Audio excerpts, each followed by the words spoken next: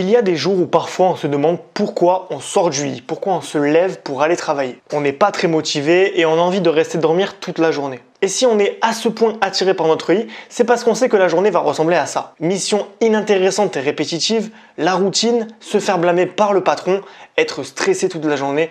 Bref, il n'y a vraiment rien de bon qui va arriver dans la journée. Si vous ressentez ce sentiment de vide et d'épuisement mental, si vous avez parfois des maux physiques liés au stress, à la fatigue ou à la déprime, alors c'est que votre travail est un poison pour vous. Et ça veut aussi dire que vous n'avez pas encore trouvé votre raison d'être. Je vous rassure, ce n'est pas de votre faute. Une fois qu'on a passé le bac, une fois qu'on est enfin diplômé et qu'on peut croquer la vie à plein dents, on est tout de suite propulsé vers des études et finalement tout s'enchaîne rapidement, on fait des études, on a un diplôme et on commence un nouveau travail. Le truc, c'est que la société nous pousse à suivre aveuglément le modèle phare, c'est-à-dire diplôme, travail, et peu importe ce qu'il y a autour, on va juste vouloir chercher un travail pour survivre. Et les profs, les parents sont complices, c'est les premiers à nous dire de trouver un travail qui paye bien, ils ne cherchent pas forcément à nous faire nous découvrir. Je veux dire, pour la plupart des gens, on n'a jamais vraiment réfléchi précisément à ce qu'on voulait faire. On est peut-être allé voir un conseiller d'orientation quand on était au lycée, on a peut-être demandé conseil à nos parents, mais au final, on se retrouve souvent dans un métier, dans des études qu'on n'a pas réfléchi. On est un petit peu tombé dedans par hasard, par un concours de circonstances,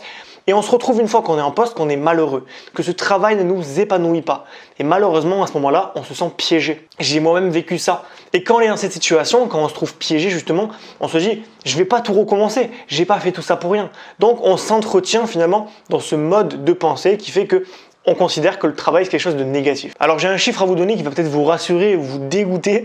En tout cas, c'est que un Français sur deux subit un syndrome d'épuisement professionnel, c'est-à-dire qui est pas bien dans son travail, qui est stressé, fatigué ou qui se sent déprimé. Et du coup, on peut penser que c'est une fatalité, que le travail c'est nécessairement de la souffrance, qu'on doit supporter ça toute notre vie. Et pourtant, je vous apporte un message d'espoir en vous disant qu'ailleurs, tout est différent. Les Japonais, par exemple, pensent d'une manière totalement différente de nous en ce qui concerne le travail. Notamment sur l'île d'Okinawa qui compte plus de centenaires au monde. Donc au-delà de leur hygiène de vie irréprochable qui les fait tenir très longtemps dans leur vie, ils vivent jusqu'à 100, 110, 120 ans pour certains, ils ont surtout inventé un concept spirituel qui s'appelle l'ikigai. En français, ça se traduit littéralement par raison d'être, soit une raison de se lever le matin. Et beaucoup de reportages ont été faits sur eux et tous sont très heureux, genre méga heureux de bosser. Ils sont motivés, ils sont passionnés, ils ont le sourire aux lèvres, on dirait que c'est les employés parfaits. En fait, leur travail, c'est le pilier de leur bonheur. Je suis sûr que vous devez vous comparer à ces personnes et trouver ça complètement dingue. Bon, la bonne nouvelle, c'est qu'ils nous apprennent que c'est possible.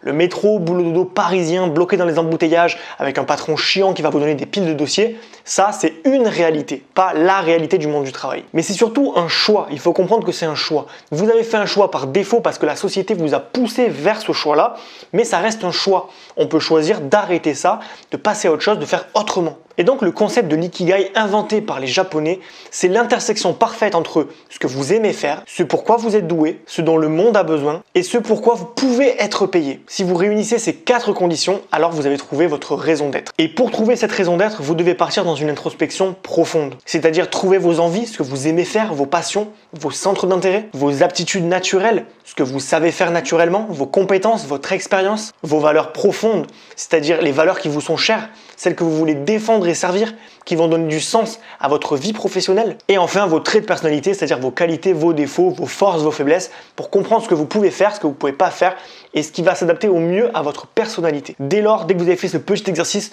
vous allez savoir le métier qui est fait pour vous, qui est taillé sur mesure pour vous, ainsi que la manière de l'exercer. On peut faire un métier et l'exercer d'une centaine de façons différentes, tant il existe de modes de travail. Par exemple, le salariat, le freelancing, l'entrepreneuriat ou faire des investissements. Est-ce que vous voulez travailler 2 heures par jour, 4 heures, ou être à temps plein, c'est-à-dire à 7 heures par jour? Est-ce que vous préférez travailler de chez vous au calme ou plutôt avec des gens ou dans un bureau?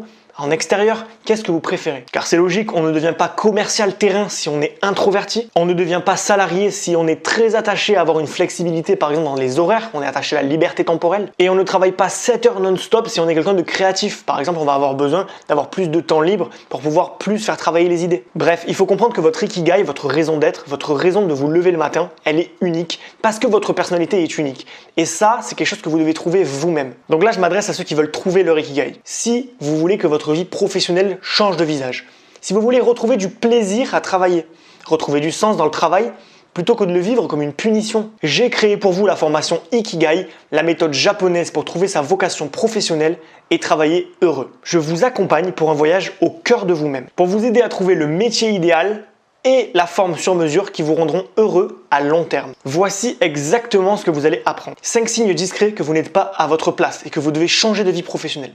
Les 10 bonnes questions à se poser pour trouver sa voie. La méthode de l'autodidacte pour prendre de la distance avec le système, se libérer des pressions extérieures et gagner en clarté d'esprit. Les 3 tests de personnalité inconnus du grand public pour sonder votre personnalité en profondeur. Ikigai, la méthode japonaise pour préciser votre projet professionnel idéal et travailler heureux. Mes astuces pour changer de métier ou de domaine sans avoir besoin de reprendre ses études. Les 3 façons de gagner de l'argent hors du salariat et quelle est la meilleure pour vous. Comment passer de spectateur à acteur de sa vie professionnelle dès aujourd'hui. 5 bienfaits immédiats de vivre de sa passion et pourquoi cela va révolutionner votre vie.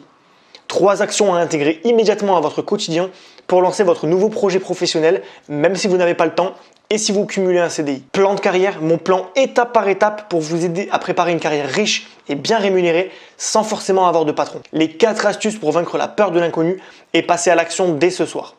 Comment être sûr de son choix pour ne pas se tromper et que faire si vous changez d'avis. Enfin, comment tester votre nouvelle vie professionnelle sans risque financier en travaillant moins de 2 heures par semaine sur ce projet. Donc si ça vous intéresse de changer de vie, de vivre heureux, de vous réveiller le matin avec un grand sourire et prêt à affronter une journée de travail qui va vous apporter beaucoup de choses, du sens, de la liberté, de l'argent, pour vous sentir bien dans votre vie, je vous invite à rejoindre la formation ou du moins venir la découvrir.